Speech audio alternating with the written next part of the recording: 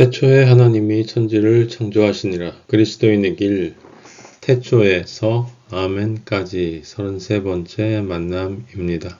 반갑습니다. 형제자매 여러분. 예수 그리스도의 십자가 사랑으로 만군의 여호와 하나님이 똥덩이 죄덩이인 저와 여러분을 천국 백성으로 창조해 주시겠다고 약속하셨습니다. 이 말씀이, 이 언약이 태초에 하나님이 천지를 창조하시니라는 창세기 1장 1절의 진리로서의 의미입니다.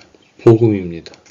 십자가 복음을 포함한 성경의 근원적이고 가장 포괄적인 하나님의 뜻, 인류 창조의 뜻, 복음입니다. 우리를 하나님의 백성으로 먼지에서 창조해 주시겠다는 언약이 바로 창세기 1장 1절의 복음입니다. 그래서 마지막 단어가 아멘입니다. 그렇습니다.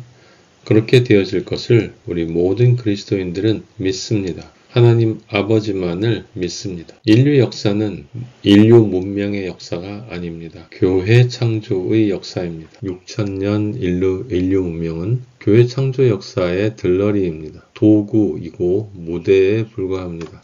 하나님이 이 우주에 지구를 창조하시고 인간을 이 안에 두신 유일한 이유는 하나님의 백성을 창조해 내시기 위함입니다. 어떤 하나님의 백성이요? 하나님의 아들이신 예수 그리스도와 마찬가지로 온전히 하나님을 경외하고 하나님을 사랑하고 하나님께 온유와 겸손으로 순종할 수 있는 그런 하나님의 백성을 먼지로부터 창조해 내시기 위해서 모든 것을 창조해 놓으신 것입니다. 인류 문명도 그 하나님의 백성 창조를 위해서 존재하는 것 뿐입니다. 말씀드린 대로 성경은 그 창조의 역사를 아주 체계적이고 분명하게 기록합니다. 성령님은 성경 66권을 대충 그냥 이것저것 골라서 정리해 놓은 것이 아닙니다. 인간이 모아서 편집한 것이 성경이 아닙니다. 성령님은 하나님의 지혜로 인간을 통해서 성경을 기록했고 성경을 편집하시고 성경을 배열하시고 성경을 현재 66권으로 확정하셨습니다. 어떤 번역본이냐가 중요한 것이 아닙니다. 인간의 언어로 어떤 식으로 쓰여지든 하나님의 진리는 성경 안에 드러날 수밖에 없게 성령님은 기록해 놓으셨습니다. 여러분이 정말 간절히 원한다면 성경의 진리는 여러분의 것입니다. 여러분은 하나님의 지혜로 성경의 진리를 정확하게 이해하실 수 있습니다. 말씀드렸죠? 창조는 아담 안에서 부부교회부터 시작해서 7번째 예수 그리스도 안에서의 인류교회까지 그렇게 점층적으로 확장되어 가면서 이루어지는 7단계의 교회 창조 역사가 있고 그것들을 정리하면 크게 세 종류의 교회 창조 역사가 있는데 첫 번째 교회 창조의 역사는 지난 시간에 우리가 살펴봤습니다. 아담에서 노아의 심판까지 그 안에서 네피림이든지 성경에 나와 있는 많은 신학자들이 신화처럼 해석하는 것들이 사실은 예수 그리스도 안에서 인류 교회 창조의 예표이라는 것, 상징으로서 기능한다는 것을 우리는 또 확인했습니다. 이제 우리는 교회 창조의 두 번째 이야기로 들어갈 거예요. 아브라함 안에서의 친족교회로부터 시작합니다. 창세기 12장 1절부터죠. 에스더까지 이어져요. 에스더서까지. 사람들이 질문하는 것들이 있습니다. 이 책은 왜 여기 들어왔지? 그 중에 하나가 에스더서 같은 거예요. 또는 룻기 같은 거죠. 굳이 여기 없어도 된다라는 생각. 아닙니다. 성경에 있는 어떤 책도 불필요한 책은 없습니다. 정확하게 창조의 역사에 필요한 책이기 때문에 성령님이 갖다 놓으신 것입니다. 오늘은 그 아브라함과 친족교회, 그 점층적인 관점에서의 세 번째 교회 이야기를 살펴보도록 하겠습니다. 여러분이 기억하셔야 될 것은 너무나도 신기하게 아담부터 시작해서 노아, 아브라함, 모든 믿음의 선진들이 동일하게 빛으로부터 사람이 되는 6단계 창조 과정을 다 거친다는 사실이고요. 그건 한 개인의 문제만이 아니라 그 개인이 속한 교회에도 적용이 된다. 아담의 부부교회에도 적용이 되고 다 적용이 된다. 그리고 무엇보다 포괄적인 관점에서 우리가 바라본 첫 번째의 새 창조, 아담에서 노아까지의 교회 창조에도 6일 창조의 공식이 그대로 적용되는 것을 확인할 수 있었습니다. 하나님 아버지는 정말 놀라우신 분입니다, 여러분.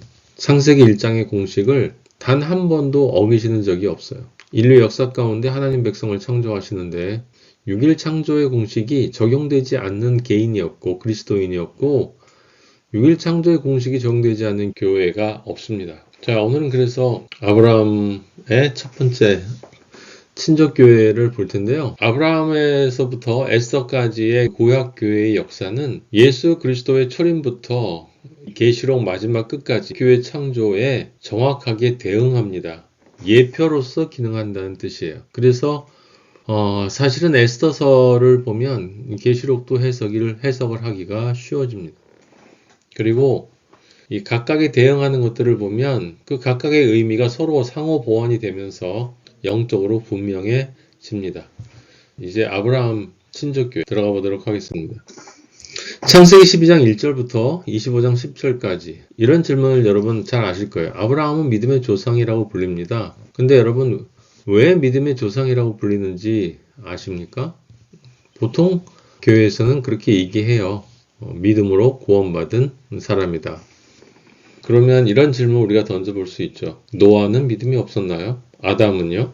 아담과 노아 사이에 있는 에녹은요? 믿음으로 구원받았기 때문에 믿음의 조상이다? 맞는 이야기긴 한데 조금 부족한 이야기입니다.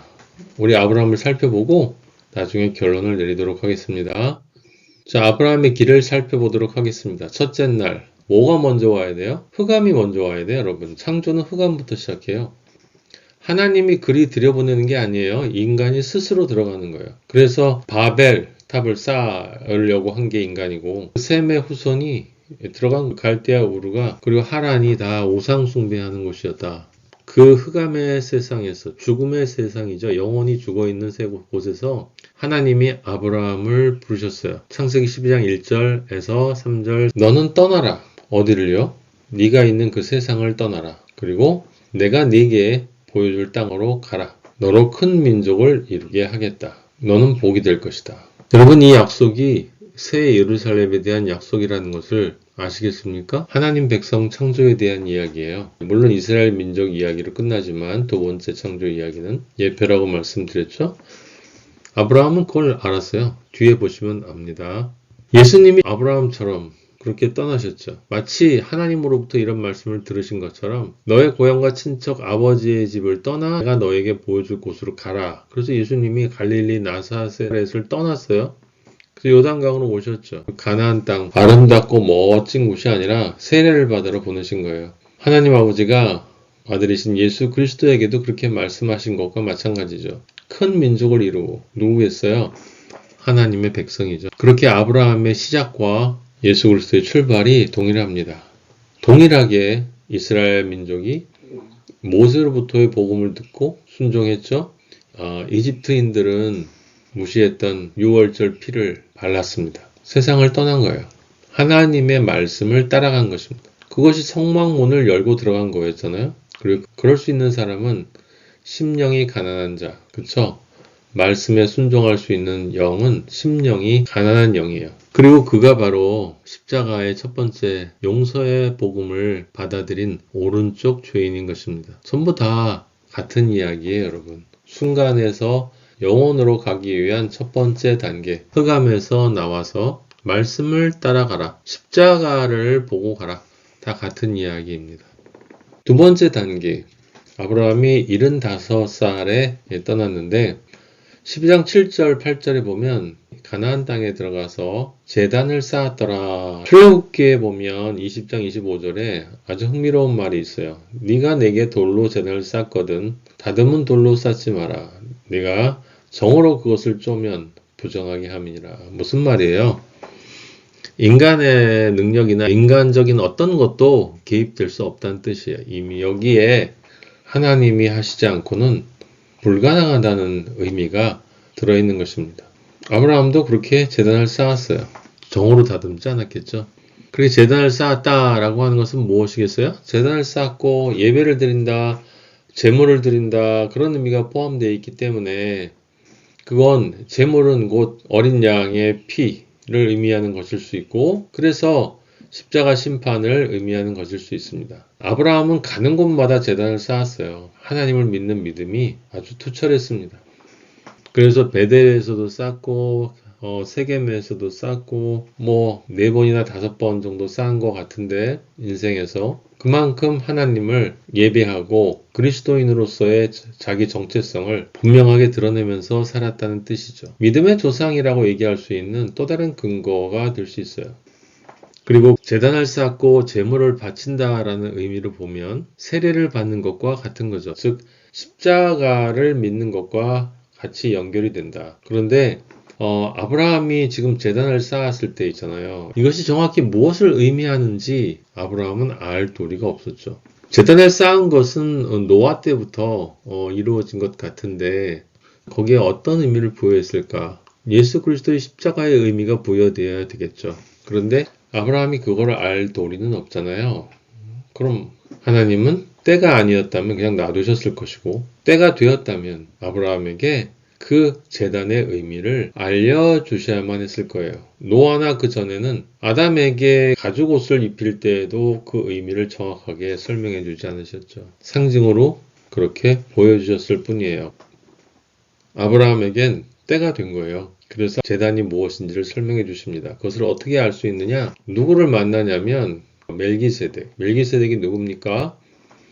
평강의 왕, 의의 왕, 바로 예수 그리스도입니다. 멜기세덱이 예수 그리스도라는 것을 어떻게 알아요?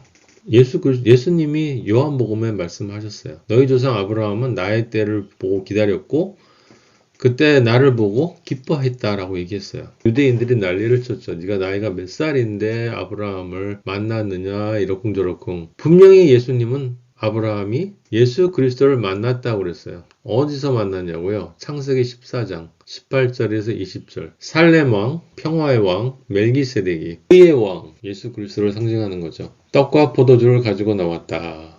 지극히 높으신 하나님의 제사장이었더라. 그쵸. 유일하신 제사장. 제사장으로 스스로 자신의 피를 뿌리신 우리 주님. 그가 아브라함을 만나 주셨어요. 떡과 포도주를 가지고 나왔습니다. 떡과 포도주가 뭡니까? 예수 그리스도의 몸과 피를 상징하는 거죠. 뭐예요? 십자가입니다. 십자가.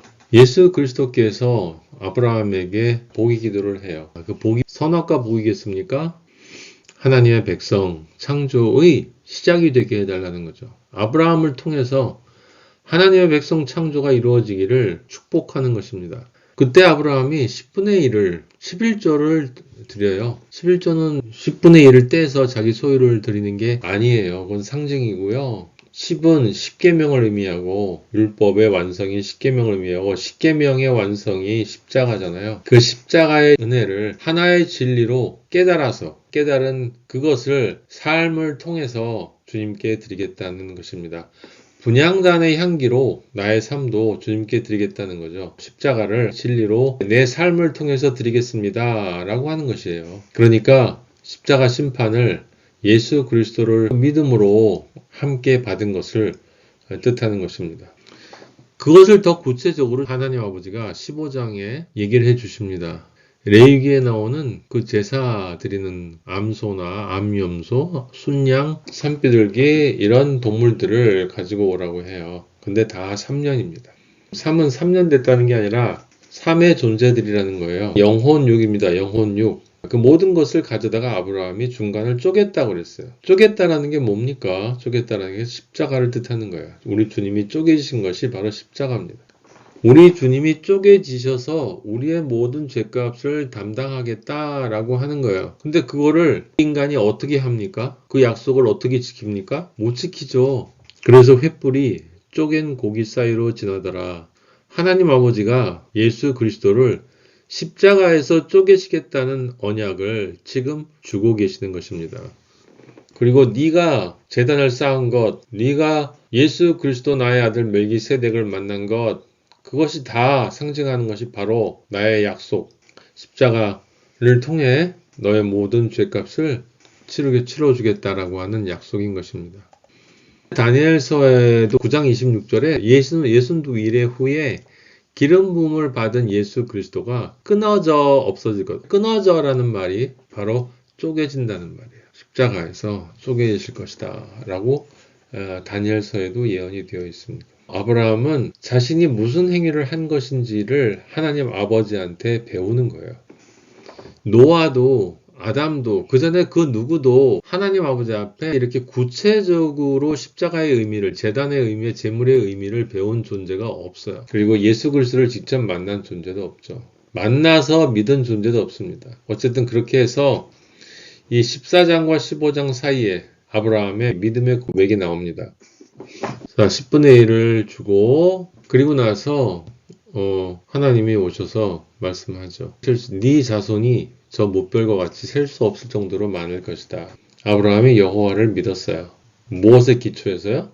멜기세덱이 주신 언약의 기초에서 내 자손이 못별과 같이 많을 건데 그것을 가능케 하는 토대가 뭐냐? 나의 십자가다. 예수 그리스도께서 직접 말씀해 주셨거든요. 그러니까 아브라함이 15장에서 믿으니 라오는 거예요. 그냥 자손이 많다. 그 새로운 가나안 땅을 주겠다. 큰 나라를 세우고 지구상에서 떵떵거리고 잘 살게 해줄게 라는 걸 믿은 게 아니에요, 여러분. 히브리서에 보면 분명히 나와 있어요. 아브라함은 이 땅이 안주할 곳이 아니라는 것을 알고 있었습니다. 왜요? 주님을 만났거든요. 그리고 아브라함이 믿어서 의가 된 다음에 의죠, 의. 셋째 날, 창조의 셋째 날이잖아요. 바다가 물러가고 이제 아브라함의 영혼 안에 죄가 물러가고 의로운 존재로 하나님이 인정해 주셨다라는 말이죠. 그리고 그것을 하나님이 다시 한번 확증해 주시는 게 바로 이 15장 이후에 쪼갠 고기 사이로 타는 횃불이 지나가는 모습을 보여주시면서 반드시 내가 예수 그리스도 십자가를 통해서 이루어 주시겠다라고 하신 약속을 하신 거예요. 그러니까 여러분 구약에 있는 모든 믿음의 선진들은 아브라함의 이 믿음으로부터 시작해서 메시아가 온다라고 하는 것의 진짜 의미를 아는 사람들이 있었다라는 거예요. 메시아가 온다라는 것은 그냥 예수님 당시의 유대인들처럼 로마로부터 우리를 구원해주고 우리 이 땅을 멋진 신세계로 만들어준다 그게 아니라 우리의 모든 죄를 대속하실 우리를 의로 만들어주실 우리 죄를 변하여 화관이 되게 해주실 메시아가 오신다라는 그 믿음으로 구약의 모든 그리스도인들이 의가 된 거예요, 여러분. 근데 그 시작이 누구예요? 아브라함. 그래서 아브라함이 믿음의 조상인 거예요, 여러분. 그냥 믿음으로 의가 됐다. 그래서 그런 게 아니단 말이죠. 정확히 십자가가 이 안에 들어가 있다. 구약과 신약에 예표된 것들이 다 그것들을 가리킨다라고 하는 것입니다. 예수님도 아브라함처럼 똑같은 경험을 해 주시죠. 물에서 올라오셨다. 물로부터 분리되었다. 땅이 되었다. 의가 되었다라는 걸 보여주시기 위해서 모든 의를 이루기 위해서 요한에게 세례를 베풀려고 하시고 물속으로 들어가셔서 심판받으신 다음에 둘째 날 그때는 인간으로 심판받으신 거예요, 여러분. 예수 그리스도가 물속에 들어가실 때 인간으로 심판받으신 거예요. 근데 그때 인간으로 심판받으셨다는 얘기는 뭐냐면 나중에 예수 그리스도가 직접 지실 그 십자가를 믿는 그 믿음으로 세례를 받는 사람과 똑같이 인간으로 세례를 받으신 거다. 그리고 물 위로 올라오셨다. 예수님이 왜 그렇게 하셨다고요? 모든 의를 이루어야 하기 때문에. 그 모든 의가 뭐예요, 그럼? 모든 의는 하나님이 정하신 창조의 길을 반드시 가야 하기 때문에 그 길을 예수 그리스도께서 내셔야 하기 때문에 사람들이 웨이메이커라는 말은 굉장히 좋아하는데 웨이메이커라는 말의 뜻이 뭔지를 아는 사람이 있냐고요. 그냥 우리가 세상 살면서 일이 안 풀릴 때 길을 내주신다 이러면서 웨이메이커 부르지 않습니까? 혹시 여러분 주님이 웨이메이커이신 이유는요. 이미 우리 주께서 아브라함에게 하나님이 약속하신 그 창조의 길을 따라서 동일하게 의를 이루기 위해서 예수님이 동일하게 약속하신 대로 아브라함에게 약속하신 그 길을 내셨기 때문에 웨이메이커이신 거예요. 얼마나 깊고 심오한 말입니까? 그냥 흥겹게 부르면서 웨이메이커 할 그런 말씀이 아니라고요. 주님이 내가 길이요 라고 하는 말씀은 아주 구체적이라는 말이에요. 구체적이에요. 내가 길을 분명히 낸다. 그래서 나중에 그 마리아가 옷을 잡으려고 할 때 나를 만지지 말라고 그랬잖아요. 아직 길을 내지 않았기 때문에 내가 아버지께 아직 올라가지 않다. 재수 못 묻는다. 그런 말이 아니고요. 예수 그리스도가 낸 길을 따라오라는 말씀을 하신 거예요. 내가 길을 완성하면. 지금 그냥 단순히 네가 나를 부활했다고 붙잡지 마라. 내가 너를 위해서 먼저 창조의 길을 온전하게 완성해야 된다. 그 완성은 내가 하나님 보좌 우편에 앉아야만 된다. 거기까지 완성되면 그럼 너 마리아는 모든 그리스도인들도 하는 거죠. 내가 간 길을 따라서 너희도 내 보좌 우편, 나와 함께 하나님 보좌의 우편에 앉게 해주겠다. 그렇잖아요, 예수님이. 내가 하나님 보좌 우편에 앉은 것처럼 너희도 보좌 우편에 함께, 나와 함께 앉게 해주겠다. 라고 하는 말이 그 뜻이란 말이에요, 여러분. 우리가 감히 어떻게 예수님하고 같이 앉아요. 예. 그런 공간적 의미가 아니에요. 존재론적인 의미죠. 그렇게 인정해 주시겠다는 거잖아요. 하나님의 아들로. 하나님 아버지가 예수 그리스도와 같은 존재로. 그래서 순간에서 영원으로의 세 번째 길을 아브라함이 이제 통과한 것입니다. 그러면 의가 되면 깨끗한 밭이 됐으니까, 땅이 됐으니까, 그 다음에 그 존재가 뭐가 돼요? 깨끗한 존재가 됐으니까 깨끗하지 않은 것들을 비추는 존재가 되는 거죠. 그래서 광명체가 되는 거였고, 네 번째가 바로 성령을 받는 거죠. 이제 아들이 되었다는 것이고, 아들이 되었다는 것은 기업을 받는다는 것을 의미하는 거고, 바로 언약을 주시는 거예요. 그래서 하나님 아버지가 15장 18절에 그날에 믿음으로 의가 된 다음에 언약을 세웠다고 그랬어요. 이때는 그냥 해주겠다라고 앞에는 그냥 약속했는데 이제는 언약을 세운 거예요. 언제 또 하나님 아버지가 언약을 세우셨죠? 시내산에서 이스라엘 백성과 언약을 세우시죠. 언약을 세웠다는 건 아들로 인정해 주시겠다는 뜻이에요. 내 백성으로, 내 신부로 인정해 준다는 뜻이죠. 단어가 중요한 게 아니고 하나님과 하나인 존재로 받아주겠다라고 하는 것을 뜻하는 것입니다. 그래서 넷째 날, 창조의 넷째 날, 가장 중요한 물과 성령으로 거듭나야 하는데 성령으로 태어나는 그 과정, 너는 내 사랑하는 아들이다 라고 하나님 아버지가 우리를 기뻐해 주시는 그 과정을 아브라함도 동일하게 경험하고 있습니다. 오순절 120문도가 경험했고, 성막의 번제단과 물두멍을 지나서 의가 된 존재가 성소에 들어가면 이제 왕같은 제사장이 되는 거죠. 그래서 성소에 들어가면 이제 의에 줄이고 목마른 자가 되는 것 아닙니까? 의의 빵, 예수 그리스도의 말씀과 성령의 생수, 성령의 인도하심을 간절히 사모하는 존재가 되는 거죠. 그리고 그렇게 성령이 오기 위해서는 예수 그리스도가 끊어져 없어져야 되기 때문에 예수님이 가상 사원에서 엘리 엘리 라마 사박다니, 하나님한테 불평하시는 게 아니라, 왜 그러냐고 하소연하는 게 아니라, 그렇습니다. 제가 끊어져야 성령이 올 수 있습니다. 뒤에 보겠지만 여러분, 모세가 가나안 앞에서 끊어져야 여호수아가 오게 되는 거예요. 성령이 오면 그 다음엔 부흥의 길이 있습니다. 그쵸? 부흥의 길은 이스라엘 절기에서는 나팔절에 해당이 되는 것 여러분 아시고, 나팔절이 되면 모두가 함께 나팔을 불고 함께 모여서 적들을 물리치는, 그렇게 될 수 있는 존재가 되기 위해서 자라나는 게 나팔절기의 의미예요. 분향단까지 가는 길이죠. 성소에 들어가면 왼쪽에 등대, 성령의 등대, 성령의 생수와 오른쪽에 떡상, 말씀을 먹으면서 분향단까지의 그 짧은 거리가 사실 우리 인생에서는 40의 광야의 시간이 되는 거죠. 거기에서 우리는 믿지 않는 사람들을 향한 긍휼한 마음을 배우게 되고 세상 선악과로부터 자유로워지는 그러한 과정을, 우리의 옛 자아가 어떤지를 끊임없이 깨닫고 회개하면서 조금씩 자라나게 되는 것입니다. 그래서 주님도 목마르다 하셨죠. 말씀이 필요하다, 성령의 생수가 필요하다 라고 얘기하신 겁니다. 우리를 대신해서 하신 거예요, 여러분. 예수님이 우리 인간으로 그렇게 해주신 거라고요. 실제 삶 속에서도 성령이 임한 다음에 성령이 예수님을 광야로 몰아냈다고 그러잖아요. 몰아냈다고.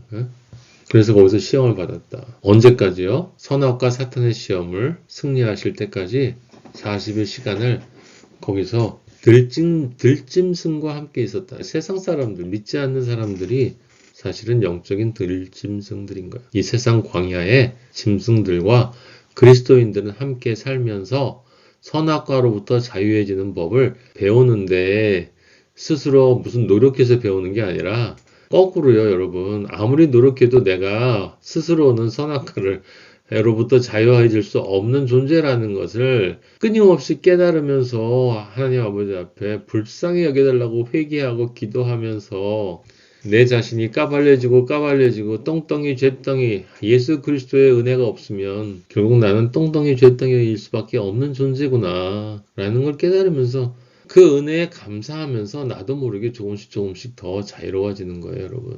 열심히 노력해서 되는 게 아니라니까요. 아브라함은 어땠습니까? 제단은 끊임없이 쌓았죠. 멜기세덱도 만나고 하나님 아버지로부터 횃불 언약도 받았어요. 그렇지만 아브라함은 아직 아브라함이 안 됐단 말이에요. 무슨 뜻입니까?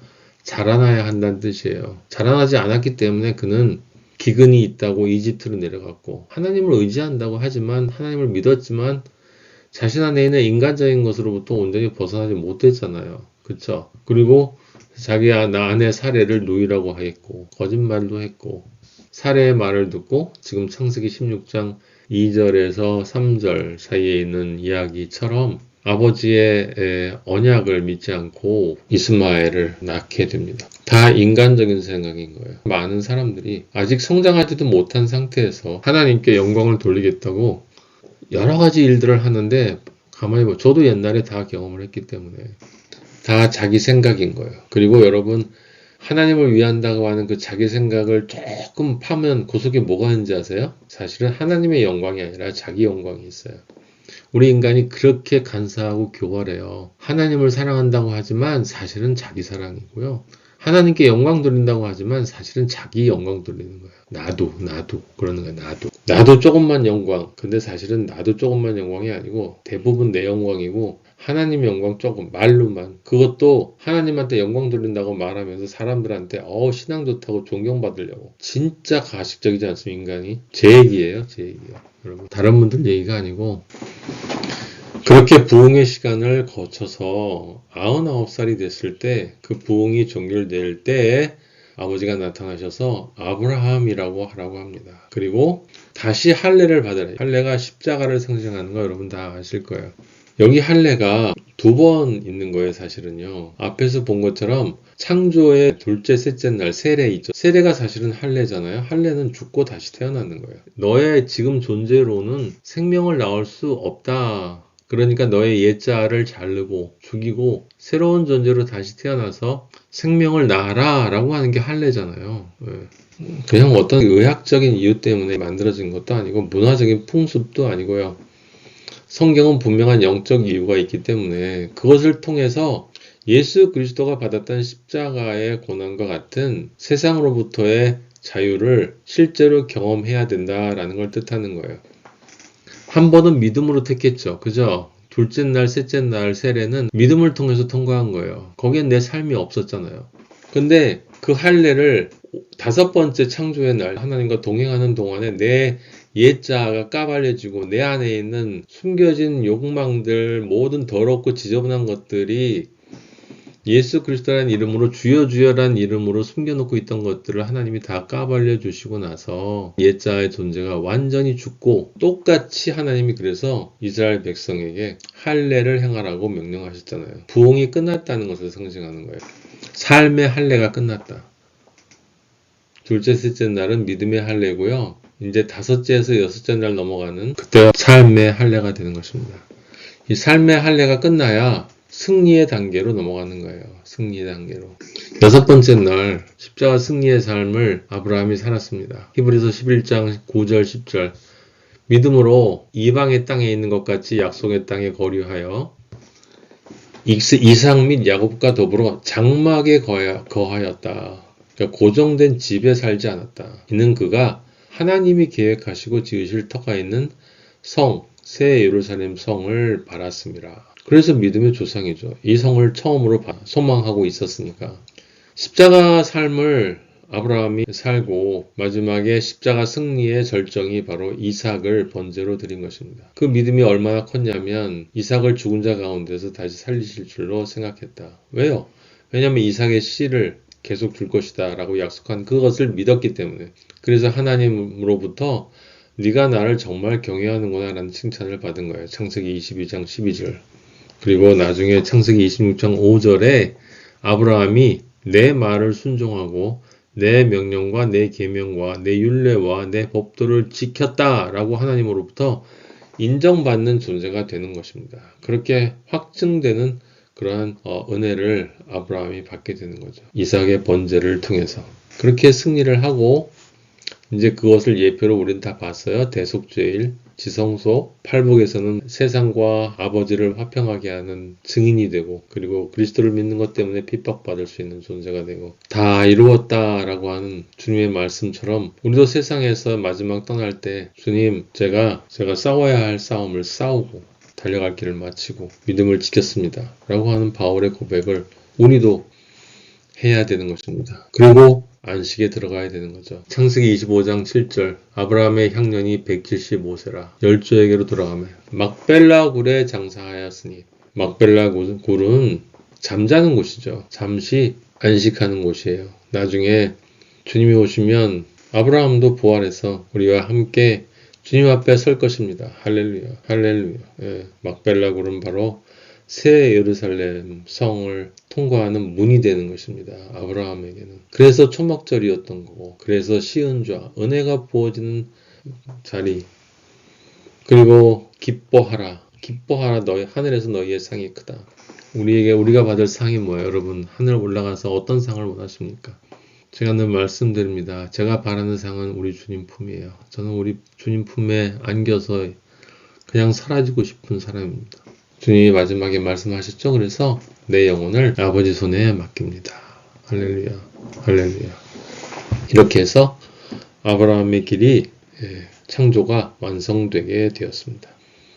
분명하지 않습니까? 주님께서 물과 성령으로 거듭나야 되겠다라고 하는 그 말씀이 7회 창조의 길이고, 우리가 믿음으로 구원받는다는 그 말이 바로 이 7회 창조의 길인 것입니다. 자, 아브라함이 왜 믿음의 조상인지 우리는 이제 다 알고 있어요. 언제나 하나님을 믿었습니다. 가난한 심령이었죠. 가는 곳마다 제단을 쌓았어요. 그리스도인으로서의 정체성을 분명하게 지켰습니다. 사람 앞에서 그리스도를 시인했습니다. 그리고 교회에서 다 아는 것처럼 믿음으로 의인이 됐습니다. 맞습니다. 그러나 아브라함은 무엇보다 그 믿음의 소망의 종착점이 가나안이 아닌 천국 도성이었다는 것. 천국 도성이었다는 것. 여러분 잊지 마시기 바랍니다. 여러분도 그 천국 도성에 대한 간절한 소망이 있습니까?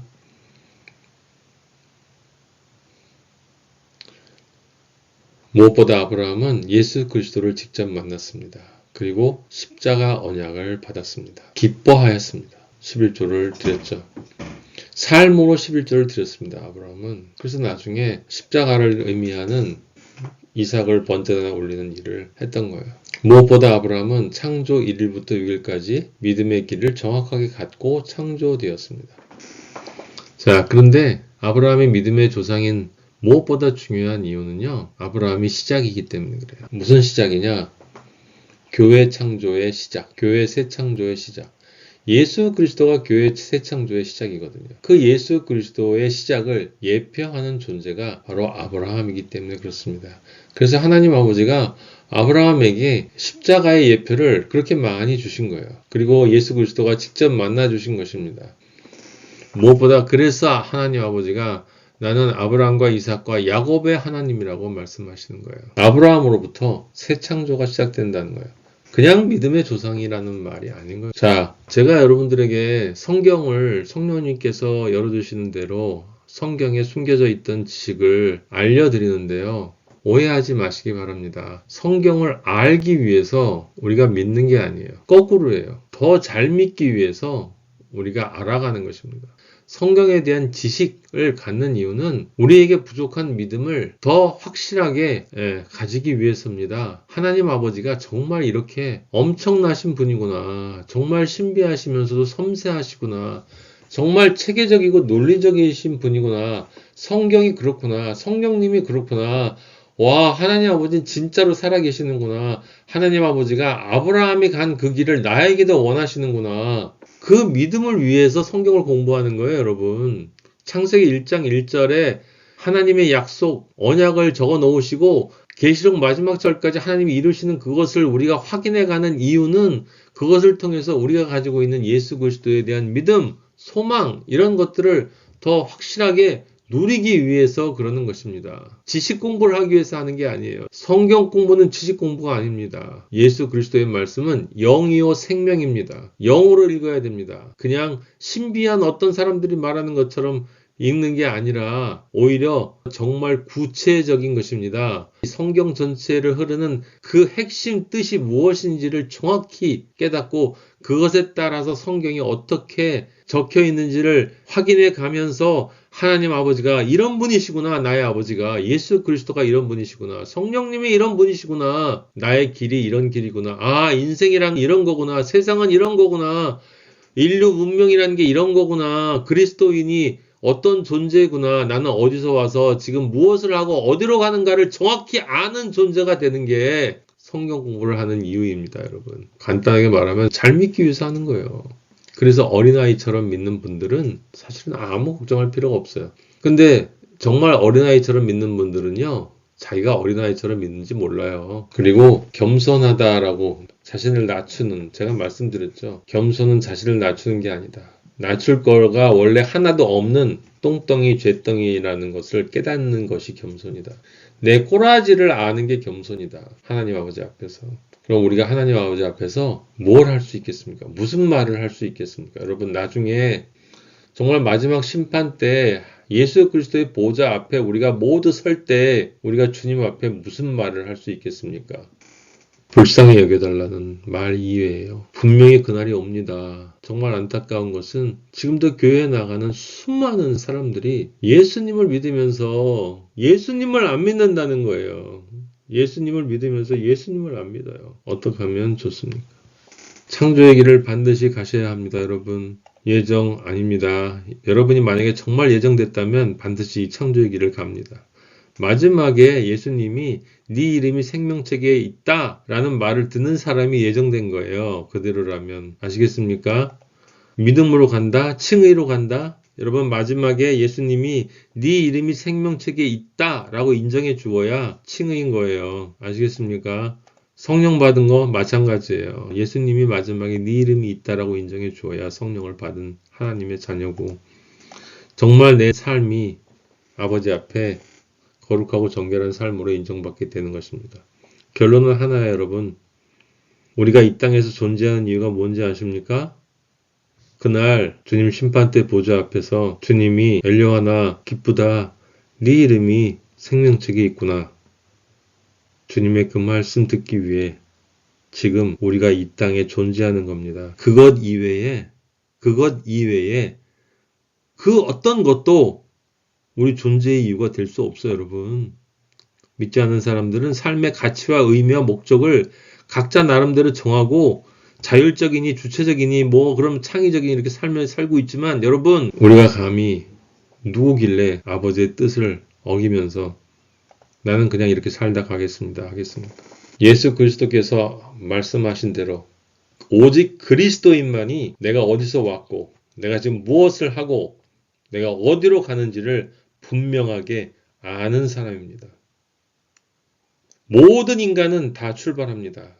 엄마 뱃속에서 나오면서 응아 하고, 하지만 그날 생명책에 이름이 없으면 진짜 불쌍한 인생입니다. 진짜 불쌍한 인생입니다. 여러분, 절대로 이렇게 되면 안 되겠습니다. 두려움과 떨림으로 구원을 이루어야 되지 않겠습니까? 끝까지 결코 포기할 수 없는 것, 여러분 절대로 포기하지 않는 여러분 되시기를 예수 그리스도의 이름으로 간절히 기도하며 축복합니다. 아멘.